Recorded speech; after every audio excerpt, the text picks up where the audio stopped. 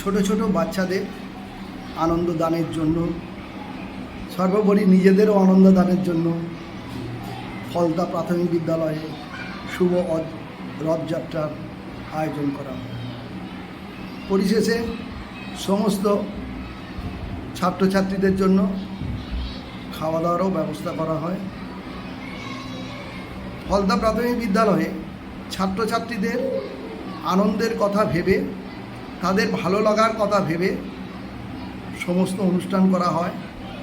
সর্বোপরি রথযাত্রার অনুষ্ঠান সবাইয়ের মনে ভালোভাবে দাগ কাটবে, এই আশা রেখে আমি আমার ছোট বক্তব্য শেষ করছি।